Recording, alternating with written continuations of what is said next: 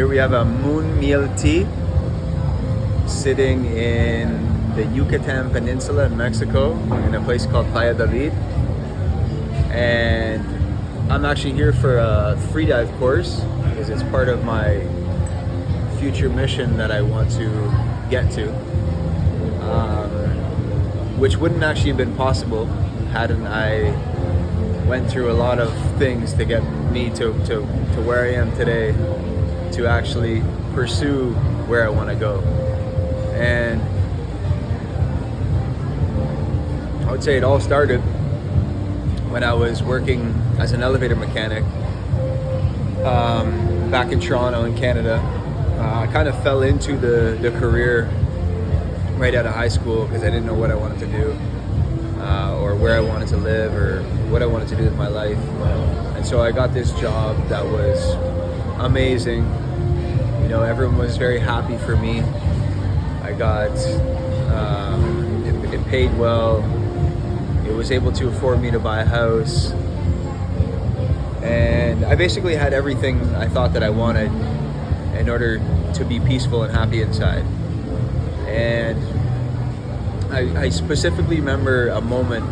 I was sitting with my coworkers where we started our work. So there's all of our tools that are, you know, different for every job, so we can pick and choose depending on what job we had. And I remember sitting there and I remember thinking, okay, I have the house, I have the job, and I have the girl, and I still don't feel happy inside.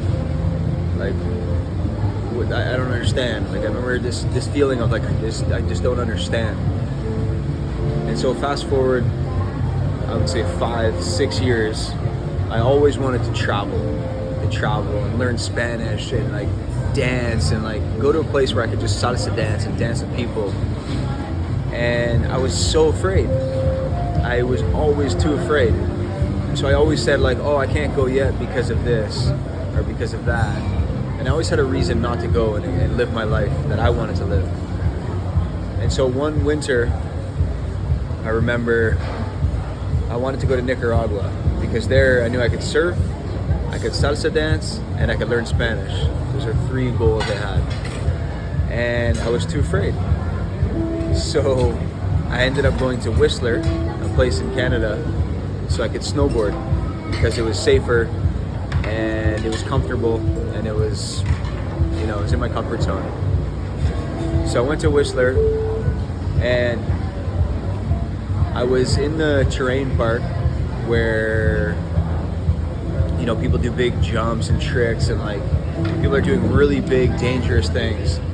And I remember at that point in time, I had little value, I guess little like self-worth or self-respect. I remember thinking I could just like risk my life and I didn't really care. I didn't really value my life, I guess.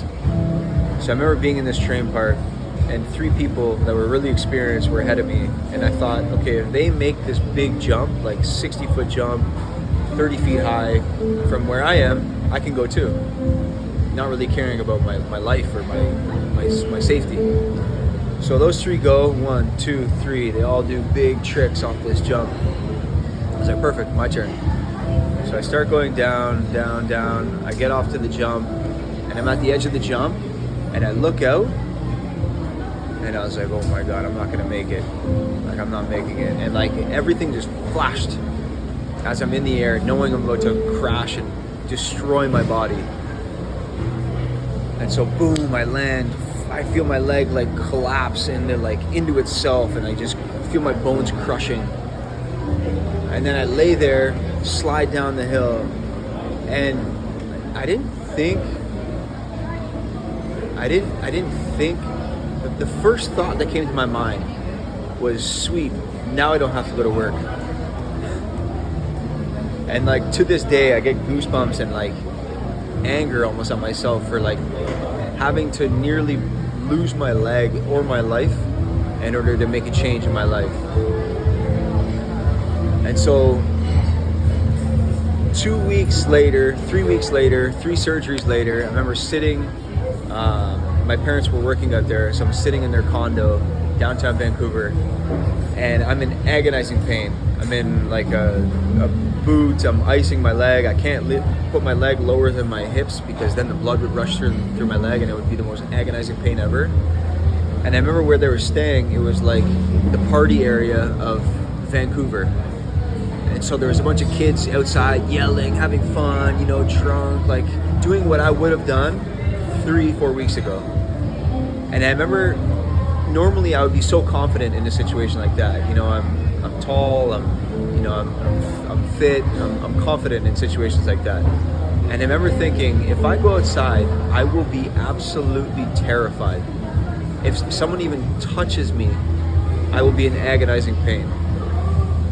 And I remember thinking, like, wow, like this must be what it feels like to be like 90 years old, like looking back on your life and like thinking of the times you could have had or you did have. And I remember thinking, like, if this is how I feel now when I'm 90, I'm gonna regret the life I lived. And so in that moment, like that very moment, I was like, shit, I always wanted to travel the world. So I remember thinking, this must be what it feels like to be old and looking back in your life. And if I feel like how I feel now, I'm gonna regret the entire life that I lived. And so in that moment, I literally was like, I always wanted to travel, learn Spanish, salsa dance around the world, surf. So I would say not even a month later, I booked a one-way ticket to Bali and some other things. And some other things came up first, so I had to live through those, which I'm very happy that I did. But then when that was over, I booked a ticket to Mexico one way, and then I landed actually, it's about 3 hours from here, and I spent the winter there. And went to Colombia for a month that winter, and that's where I really found my home, which was Colombia, because I love that place. But since then I learned to speak Spanish. Ahora puedo hablar español sin duda. And I would say the coolest thing in that whole experience was when I started traveling, I had savings and I lost all my money. But then I realized I don't want to go back to the life I lived before. So I figured it out. I was forced to make a game plan randomly. I found a job on Facebook, worked it for 2.5 years, which was an opportunity I never thought even existed before. You know, I was always around people doing the same thing as me. I would see people online working and I was like, is that even real? Did they even do that? And then through being forced into it, because I didn't give myself the other option, I was able to travel, go to Europe, live in Colombia for 2 years. Now I speak Spanish, I surf, I just finished a freedive course. And now I just know, like, when I want something, you know, there's no excuse. It's like, do you want it? Then find a way to get it. And I don't know, I refer back to this saying, I would say 5 years ago, before when I was working, I was comfortably unfulfilled. I had, you know, money, I could buy things that I wanted, but I was so unfulfilled on the inside. Now, I would say my life is oftentimes uncomfortable, but so fulfilling. And that's a trade-off I'll make any day. And I truly just love my life now.